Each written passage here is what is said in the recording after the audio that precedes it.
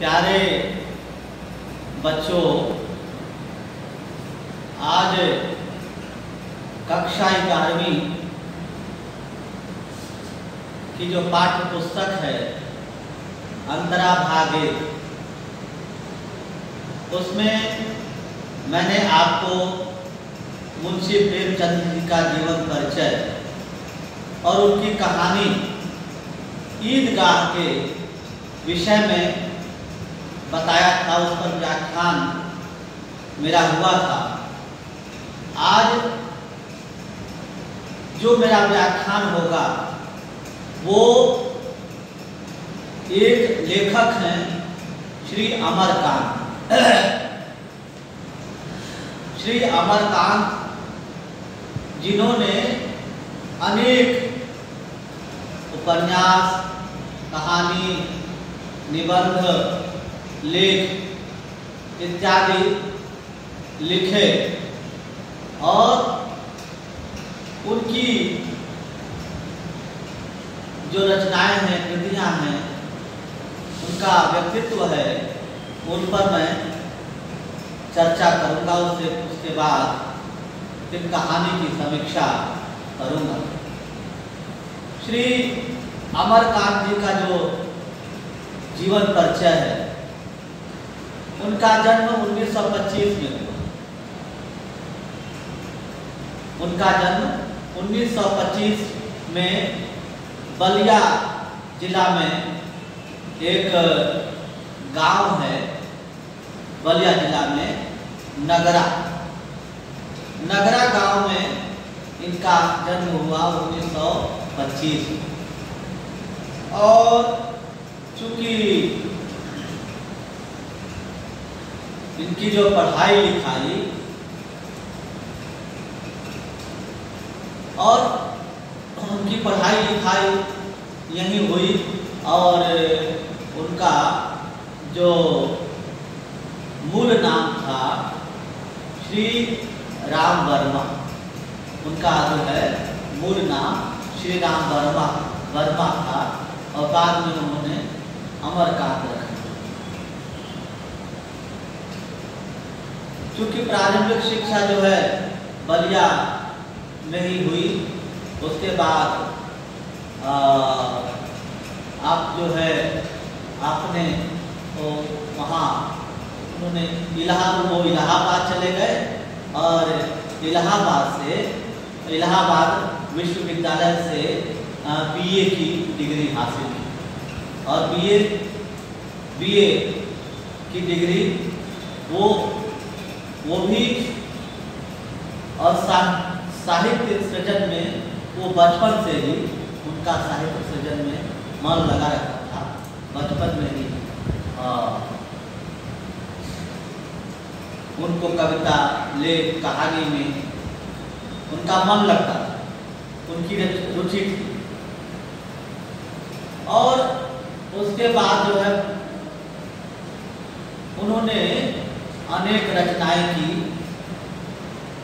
अमरकांत जी ने अपने साहित्यिक जीवन की शुरुआत जो है, साहित्यिक जीवन की शुरुआत किससे की? पत्रकारिता से। उन्होंने सोचा कि भाई मैं पत्रकार बनूं, पत्रकारिता में मेरा नाम रहेगा। तो पत्रकारिता से उन्होंने अपना जीवन शुरुआत, अपने जीवन की यात्रा शुरुआत की और उन्होंने एक आगरा से वो पत्रिका निकली उनकी और प्रकाशित होने वाली जो एक पत्रिका है, वो दैनिक पत्रिका में उन्होंने अपने आप को सम्मिलित कर दिया और पत्रिका का नाम था सैनिक। पत्रिका का नाम था सैनिक। उस सैनिक पत्रिका में उन्होंने संपादकीय लिखा और संपादक विभाग में कार्यरत रहे। उसके बाद जगह जगह जो है यहीं से उन्होंने प्रगतिशील लेखन संघ से भी जुड़ गए जो प्रगतिशील लेखक संघ उससे भी वे जुड़ गए और जुड़ करके हिंदी साहित्य आंदोलन पर उन्होंने अपना काम करना शुरू कर दिया। और दैनिक अमृत पत्रिका थी, दैनिक पत्रिका थी अमृत नाम।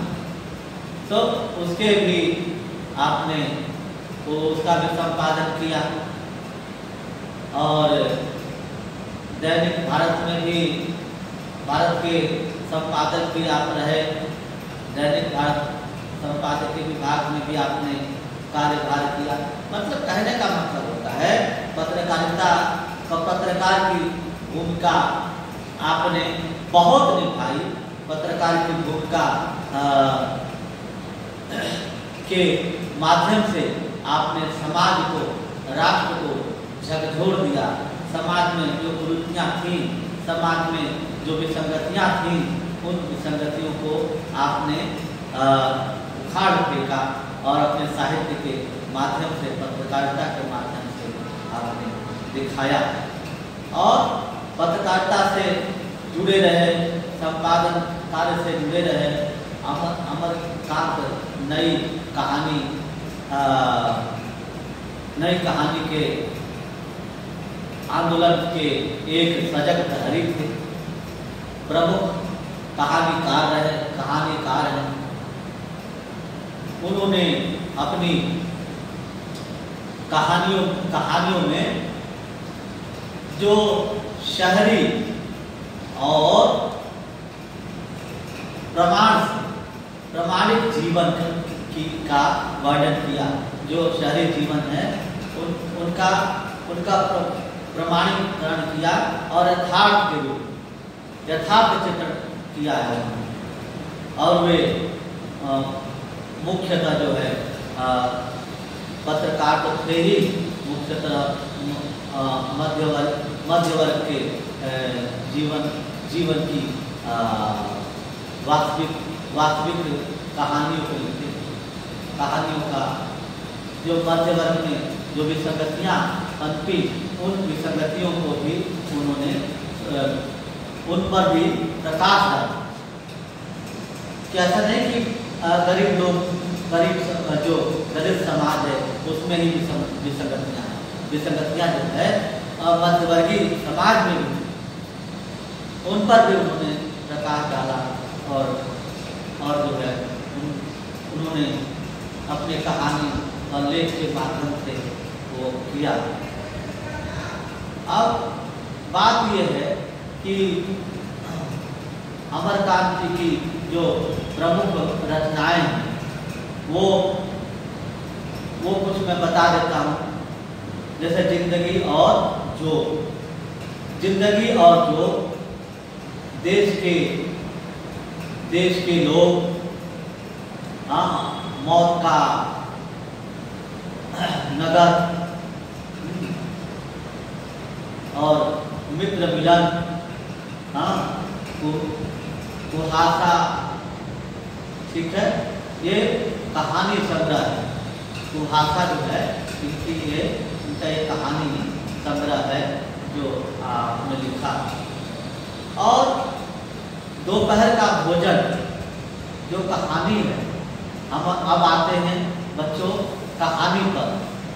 जो कहानी दोपहर का भोजन है, उसमें कहानी की जो मुख्य पात्र है वो है सिद्धेश्वरी।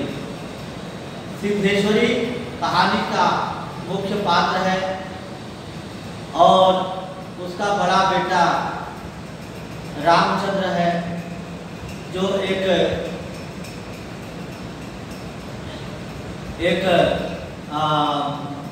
संपादकीय विभाग में प्रूफ रीडर का काम करने के लिए काम सीख रहा है, प्रूफ रीडर का। और दूसरा बच्चा है मोहन जो है अपने वो 10वीं पास उसने कर रखी है और वो भी काम ढूंढ रहा है। तीसरा बेटा है उनका प्रमोद, सबसे छोटा बेटा, वो भी कुपोषण का शिकार है। मतलब तीनों बच्चे जो है कुपोषण के शिकार हैं। और मुंशी चंद्रिका प्रसाद जो परिवार के मुखिया हैं, उनकी नौकरी में छटनी हो गई। अब ये आप सोचिए कि किसी की नौकरी से छटनी हो जाए तो उसकी आर्थिक समस्या और बढ़ेगी या घटेगी? आर्थिक समस्या बढ़ गई और परिवार डामाडोल हो गया। सिद्धेश्वरी एक ऐसी पात्र है इसमें जो अपने परिवार की जो आर्थिक स्थिति थी, गरीबी थी, भूखमरी थी, कमजोरी थी, उसको दर्शाने नहीं देती, दर्शाती नहीं है, परंतु वह जम करके संघर्ष करती है, लड़ती है जीवन से। और कहानी कुछ इस प्रकार से है कि भाई सिद्धेश्वरी ने खाना बनाया और खाने में तले हुए चने की तरकारी बनाई, रोटी बनाई, दाल बनाई। उसका बच्चा तपतपाती हुई, चिलचिलाती हुई, गर्मी का समय था, खाना बना करके थोड़ा सा घूम गई। फिर उसके बाद उसने एक लोटा पानी पिया, पानी पी करके पानी उसके कलेजे में लग गया, वो थोड़ा सा थोड़ी देर के लिए वो बेहोश हो गया। और फिर उसके बाद जैसे जगी, जाकर देखा बाहर से आवाज़ सुनाई पड़ रही है। फिर उनका लड़का आया रामचंद्र आता है और वो भी आकर के थोड़ा सा गर्मी के कारण चक्कर खा के गिर जाता है। वो देख करके डर जाती है, बार बार सोचती है सिद्धेश्वरी कि कैसे जीवन चलेगा, कैसे धर्म परिवार का भरण पोषण कैसे होगा। और उसका बच्चा जो है प्रमोद, वो टूटी हुई खाट पर लेटा पड़ा है, उसका पेट फूला है, वो और उसका जो हाथ है जैसे मान लो कि बासी ककड़ी हो, उसके समान मुरझाया हुआ उसका हाथ ऐसा लगता। मुंशी चंद्रिका अंत में फिर के बाद मोहन आता है। मोहन के बारे में रामचंद्र आता है, रामचंद्र को खाना पीना देती है और बड़े चाव से वो दाल पीता है, थोड़ा करके और रोटी खाता है।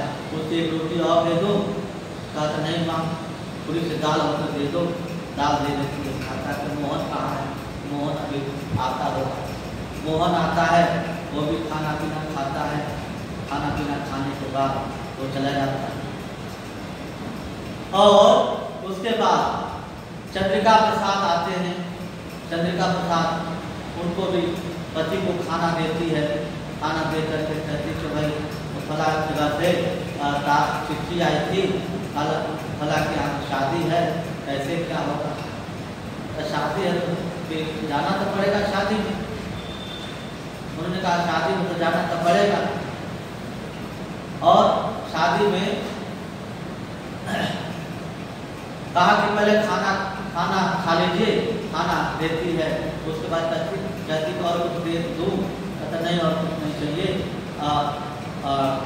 थोड़ी शरबत हो, बना दो शरबत। शरबत में गुड़ तो है, गुड़ दे देती हूँ आपको। तो कोई बात नहीं, गुड़ दे दो, काम चल जाएगा गुड़ से।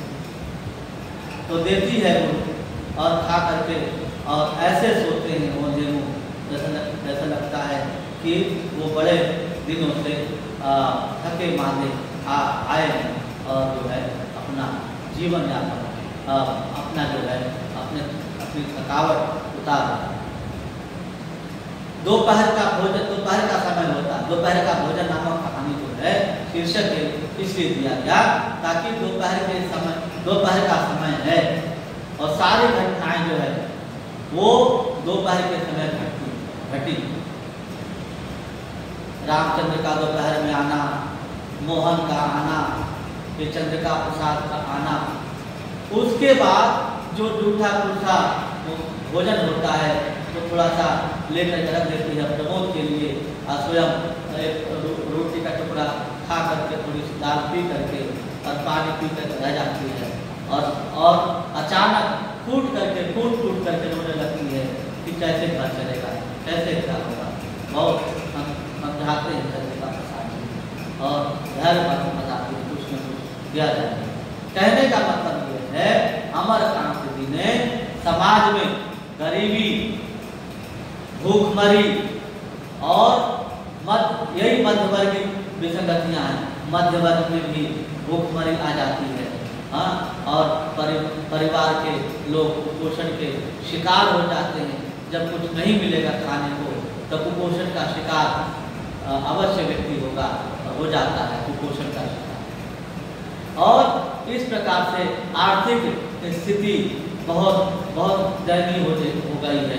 आर्थिक स्थिति पर प्रकाश डाला लेखक ने, आर्थिक स्थिति उनके दयनीय, और परिवार भूख से बिलबिला रहा है।